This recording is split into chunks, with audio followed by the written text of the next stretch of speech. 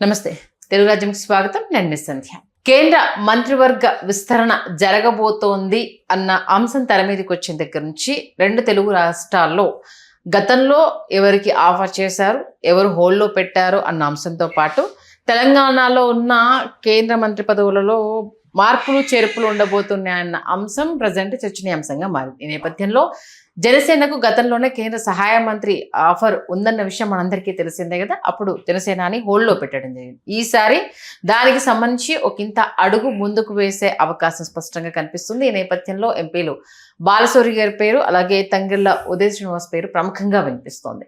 మరి వీరిలో కేంద్ర మంత్రి పదవి ఎవరిని వరించే అవకాశం ఉంది, లేదు మరొక మారి జనసేనాని సైలెంట్గా ఉండి వేరే ఎవరికైనా దీన్ని అంటే అటు కూటమిలో మరొకరికి ఎవరికైనా ఆఫర్ చేసే అవకాశం మరి జనసేనానికి ఉంటుందా అని తెలుసుకునే ప్రయత్నం చేద్దాం. చరిత్రకారులు, సినీ రాజకీయ విశ్లేషకులు చిలగడ శ్రీకాంత్ గారు మనతో ఉన్నారు. ఆయన మాటలు. శ్రీకాంత్ గారు నమస్తే. నమస్కారం. శ్రీకాంత్ గారు, కేంద్ర మంత్రివర్గ విస్తరణ ఉండబోతోందన్న వార్తలతో గతంలో జనసేనానికి ఉన్న ఆఫరు ఇప్పుడున్న ఇద్దరు ఎంపీల గురించి ప్రధానంగా చర్చ జరుగుతోంది. మరి వాళ్లకు ఇచ్చే అవకాశం ఉందా, లేకపోతే వేరే అంటే రేస్లో చాలా మంది కూటమి నుంచి ఉన్నారు కాబట్టి అటువైపు ఏమన్నా టర్న్ అవుతుందా? వాస్తవానికి జనసేనకి ఇద్దరు లోక్సభ సభ్యులు ఉన్న విషయం అందరికీ తెలిసిందే. వల్లభనేని బాలశౌరి గారు, తంగెళ్ల ఉదయ్ శ్రీనివాసరావు గారు. ఇక్కడ సీనియారిటీ దృష్ట్యా, సిన్సియారిటీ దృష్ట్యా అన్నవి కాసేపు మనం ఆలోచించి చూస్తే మాటలు తక్కువ, చేతలు ఎక్కువ వల్లభనేని బాలశౌరి గారు. ఆయన చాలా తక్కువ మాట్లాడతారు, అసలు మాట్లాడరని చెప్పచ్చు, మితభాషి. కాకపోతే ఆయన చర్యలు, ఆయన చేసేటటువంటి అభివృద్ధి పనులు, సహాయక కార్యక్రమాలు ఇవన్నీ కూడా చాలా పెద్ద ఎత్తున ఉంటాయి, చాలా పెద్ద స్థాయిలో ఉంటాయి. 5 ఎన్నికలు చేశారు ఆయన. 5 ఎన్నికలు చేసి 3 సార్లు ఇప్పటికీ లోక్సభకి ఆయన ఎంపిక అవ్వడం జరిగింది. 2004లో మొదటిసారి కాంగ్రెస్లో తెనాలి నియోజకవర్గం నుంచి గెలిచారు. ఆ తర్వాత ఆయన నరసరావుపేటకు వచ్చి 2009లో చాలా స్వల్ప ఓట్ల తేడా, 1500 లోపు ఓట్ల తేడాతో ఓడిపోయారు. తర్వాత 2014లో గుంటూరుకు వచ్చారు. గుంటూరులో గల్లా జయదేవ్ గారి చేతిలో వైకాపా అభ్యర్థిగా ఓడిపోయారు. 19కి బందర్కు వచ్చారు. బందర్ వైకాపా అభ్యర్థిగా 60,000 లోపు ఓట్ల ఆధిక్యతతో, 57,000 ఆధిక్యతతో ఆయన గెలిచారు. మొన్న కనీవిని ఎరుగని భారీ ఆధిక్యతను మొన్న సొంతం చేసుకున్నారు. జనసేనలోకి వచ్చారు ఎన్నికల ముందు. జనసేనలో చేరి బందర్ నుంచి రెండోసారి ఆయన కొనసాగడం అనేది చాలా అద్భుతమైనటువంటి విషయం. వల్లభనేని బాలశౌరి గారికే అవకాశాలు మెరుగుగా, మెండుగా ఉన్నాయన్నది నిర్వివాదాంశం. ఓకే, లేదు మనం చెప్పినట్టు వినాలి, మనతో కలిసి ప్రయాణం చేశాడు, మనతోనే రాజకీయంగా ప్రయాణం మొదలుపెట్టాడు కాబట్టి తంగెళ్ల ఉదయ్ శ్రీనివాస్కి ఇవ్వాలని జనసేన అని పట్టుబడితే మాత్రం తంగెళ్ల ఉదయ్ శ్రీనివాస్ పేరు పరిశీలనలోకి వస్తుంది. ఎట్టి పరిస్థితుల్లో వల్లభనేని బాలశౌరి గారిని కాదని మరొకరికి ఇచ్చేటటువంటి పరిస్థితి అయితే ఉండదు.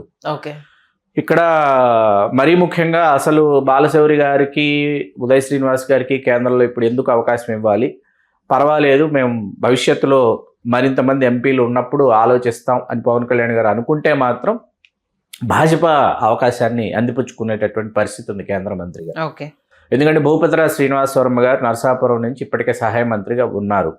తెలుగుదేశం నుంచి పెంసాని చంద్రశేఖర్ గారు, కింజరాపు రామ్మోహన్ నాయుడు గారు, వాళ్ళు ఇద్దరున్నారు. తెలుగుదేశం నుంచి ఇక ఇది రాజ్యసభ, మనం మాట్లాడుకుంటుంది కేంద్ర మంత్రుల గురించి కాబట్టి మనం గవర్నర్లు కాసేపు పక్కన పెడదాం. గోవా గవర్నర్గా వెళ్ళినటువంటి గజపతిరాజు గారు కావచ్చు, లేకపోతే వాళ్ళని కాసేపు పక్కన పెడితే ఇప్పుడు ఇక్కడ ఉత్తరాంధ్ర ప్రాంతానికి అవకాశం ఇద్దాం. ఎందుకంటే భాజపాకు ఉన్నటువంటి లోక్సభ సభ్యుల్లో భూపతిరాజు శ్రీనివాస్ వర్మ గారు, అట్లాగే పురంధేశ్వరి గారు, సీఎం రమేష్ గారు. వచ్చేటప్పటికి సీఎం రమేష్ గారికి ఇస్తే ఎలా ఉంటుంది అవకాశం అనేది, సహాయ మంత్రికి ఒక అవకాశం ఇస్తే ఎట్లా ఉంటుంది అన్నది ఒక చర్చ అయితే జరుగుతోంది. ఆయన స్థానికేతరుడు అయినప్పటికీ, తెలుగుదేశం నుంచి భాజపాలకు వెళ్ళినప్పటికీ, ఆయన 11th అవర్లో అనకాపల్లి లోక్సభ నుంచి పోటీ చేసి విజయం సాధించి అనకాపల్లి లోక్సభ నియోజకవర్గ కేంద్రంగా ఆయన భవిష్యత్తులో కూడా రాజకీయాలు నెరపాలనుకుంటున్నారు. కాబట్టి ఆయనకు అవకాశం ఇస్తే ఎట్లా ఉంటుంది వెలమ సామాజిక వర్గానికి చెందినటువంటి సీఎం రమేష్ గారికి అన్నది ఒకటి చర్చ జరుగుతూ ఉంది. ఉత్తరాంధ్ర ప్రాంతంలో వెలమల జనాభా కేంద్రీకృతమై ఉంది కాబట్టి ఆ సామాజిక వర్గాన్ని ప్రసన్నం చేసుకున్నట్టు ఉంటుంది. ఆ ప్రాంతం నుంచి కేంద్ర మంత్రి ప్రాతినిధ్యం వహించినట్టు ఉంటుంది.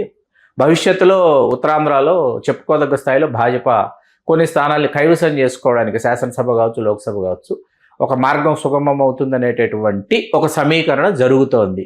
ఓకే, ఇక్కడ జనసేన ఈ అవకాశాన్ని కూడా జారవిడుచుకుంటే భాజపాకి అది ఖచ్చితంగా ఒక ఆలంబనగా జనసేన అందించినట్టు అవుతుంది వీళ్ళు విడిచిపెడితే.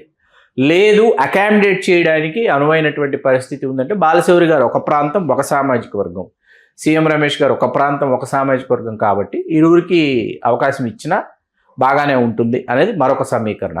అది ఏదైనా సరే జనసేనాని ఆధీనంలో ఉంది ఆలోచన. అంటే కావాలా వద్దా, తీసుకుందామా వద్దా అనేటటువంటి నిర్ణయం.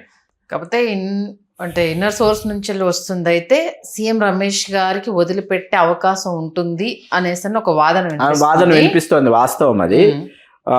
పైగా గతంలో ఆయన రాజ్యసభ చేశారు తెలుగుదేశంలో, ఆ తర్వాత ఇప్పుడు డైరెక్ట్ ఎలక్షన్ లోక్సభ వచ్చారు కాబట్టి రాజకీయంగా ఆయన తనని తాను మరింత బలోపేతం చేసుకోవడానికి ఆయన కేంద్ర మంత్రి కావడం అనేది ఒక నెక్స్ట్ లెవెల్కి వెళ్ళేటటువంటి అవకాశం రాజకీయంగా అందుకున్నట్టు అవుతుంది. ఎందుకంటే అందులో చిరంజీవి గారితో పవన్ కళ్యాణ్ గారితో సీఎం రమేష్ గారికి సత్సంబంధాలు ఉండడం అనేది మెయిన్. అంటే ఆయన కోసం చిరంజీవి గారు స్వయంగా ఒక వీడియో రిలీజ్ చేయడం కానీ, వాళ్ళతో కలిసి ఉండడం కానీ, అందులో పవన్ కళ్యాణ్ గారితో అదే ర్యాప్ మెయింటైన్ చేయడం కావచ్చు. ఇప్పుడున్న నేపథ్యంలో సీనియారిటీ పరంగా ఆయన వైపు మొగ్గు చూపితే బాగుంటుంది. సీనియారిటీ పరంగా వచ్చేటప్పటికి వల్లభనేని బాలశౌరి గారు ఇస్ వెరీ సీనియర్ అండి. ఓకే. అట్లాగే బాలశౌరి గారికి 3 కుమారులు, ఒక కుమారుడిది డెస్టినేషన్ మ్యారేజ్ నార్త్ ఇండియాలో జరిగితే ఎక్కడో రాజస్థాన్లోని కోటలో జరిగింది, జైపూర్ జైసల్మీర్ అనుకుంటా. చిరంజీవి గారు స్పెషల్ చాపర్లో వెళ్ళారు ఆ పెళ్లికి. అట్లా బాలశౌరి గారికి కూడా చిరంజీవి గారు సార్ చూసింది బాలశౌరి గారు 3 ఎలక్షన్లో బాలశౌరి గారు చూసి 5 ఎన్నికలు చేశారు, 3 సార్లు గెలిచారు. 5 ఎన్నికలు 2004 నుంచి ఆయన ఎన్నికల గోదాలోనే ఉన్నారు. ఆయన ఎక్కడ ఎప్పుడు వెనుదిరిగి వెళ్ళింది లేదు. సామాజిక సమీకరణల దృష్టి. ఇప్పుడు ఇక్కడ మనం ఒక ముఖ్యమైన విషయం ఒకటి పరిగణలోకి తీసుకోవాలండి. ఇప్పుడు ఇక్కడ దీనిని మనం కొట్టిపారేయడానికి వీల్లేదు. ఎందుకు కొట్టిపారేయడానికి వీల్లేదు అంటే రామ్మోహన్ నాయుడు, సీఎం రమేష్ గారు ఇద్దరు ఒకే సామాజిక వర్గం. ఓకే. కాకపోతే సీఎం రమేష్ గారు ఓసీ వెలమ కేటగిరీకి చెందినవారు, రామ్మోహన్ నాయుడు గారు బీసీ వెలమ కేటగిరీకి సంబంధించినవారు. నాకు అనిపించింది ఏంటంటే సీఎం రమేష్ గారికి అవకాశం ఇచ్చేలాగా ఉంటే రామ్మోహన్ నాయుడు గారికి ఉద్వాసన పలుకుతారేమో. ఎందుకంటే మొన్న మధ్య జరిగినటువంటి కొన్ని విషయాలలో ఇంకా రామ్మోహన్ నాయుడు రాజీనామా చేయలేదా, ఈ పాటికి మీరు రామ్మోహన్ నాయుడు రాజీనామా కోరాలి కదా అని దేశవ్యాప్తంగా మీకు ఏవియేషన్ మినిస్ట్రీ ఎందుకు ఇంకా రిజైన్ చేయలేదు, రిజిగ్నేషన్ ఎందుకు ఇవ్వలేదు, మీరు రిజిగ్నేషన్ ఎందుకు తీసుకోలేదు, ఆయన మీద పెద్ద ఎత్తున మనందరం చూసాం వాటి గురించి. కాబట్టి రామ్మోహన్ నాయుడు గారికి ఉద్వాసన పలుకుతారేమో అని ఒక ఆలోచన. కాబట్టి సీఎం రమేష్ గారికి అవకాశం ఉంటుంది సామాజిక సమీకరణల దృష్ట్యా. అట్లాగే క్రమ సామాజిక వర్గం నుంచి పెంసాని చంద్రశేఖర్ గారు ఉన్నారు, క్షత్రియ సామాజిక వర్గం నుంచి భూపతిరాజు శ్రీనివాస వర్మ గారు ఉన్నారు, కాపు సామాజిక వర్గం నుంచి వల్లభనేని బాలశౌరి గారికి అవకాశం ఇచ్చినట్టు ఉంటుంది అన్నది ఒక ఆలోచన. అంటే ఈ సామాజిక వర్గం నుంచి ఒక అవకాశం, ఈ సామాజిక వర్గం ఒక అవకాశాన్ని జనసేన నుంచి కోరుతోందని అనుకోవచ్చు మనం. తప్పేం కాదు. మీరు అన్నట్టు అంటే వెరీ సీనియర్ అనమాట. 5 ఎలక్షన్స్. బాలశౌరి గారు is very senior and also very honest and also మాట మీద మాట ఇస్తే మాట మీద నిలబడే వ్యక్తి. సులభంగా మాట ఇవ్వరు, ఆచితూచి వ్యవహరిస్తారు. ఒక మాట ఒకరికి ఇవ్వాలంటే ఆచితూచి వ్యవహరిస్తారు, ఆలోచించి మాట ఇస్తారు, మాట ఇచ్చిన తర్వాత మాట కోసం నిలబడతారు. ఇన్నున్నాయి కాబట్టి చూడాలి, చూద్దాం మరి ఎవరి వైపు జనసేన. మనకేంటంటే ఎవరికి ఇచ్చినా తెలుగు వాళ్ళ నుంచి ఇంకిద్దరు కేంద్ర మంత్రులు అయ్యారని మనం ఆనందపడతాం. అవకాశం రావాలి, అభివృద్ధి జరుగుతుంది కదా ఆంధ్రప్రదేశ్. ఏ పార్టీ నుంచి అనేది కొంత జనసేన తన బలాన్ని పెంచుకోవాలి, పెంపొందించుకోవాలి, పెరగాలి, ఎదగాలి అనుకుంటే మాత్రం ఖచ్చితంగా వాటా తీసుకోవాలి. మంచి విశ్లేషణ అందించారు. ధన్యవాదాలు. ధన్యవాదాలు సంజయ్ గారు. హలో, తెలుగు రాజ్యం ఛానల్ చూస్తున్నారా? సామాజిక, రాజకీయ, జీవన చిత్రణే తెలుగు రాజ్యం. అతిశయోక్తులు, అసత్యాలు ఉండవు. రాజకీయ కోణం కాదు, ప్రజా కోణమే కొలబద్ద. తెలుగు రాజ్యం వీక్షణ మీ ఉత్తమ అభిరుచికి నిదర్శనం.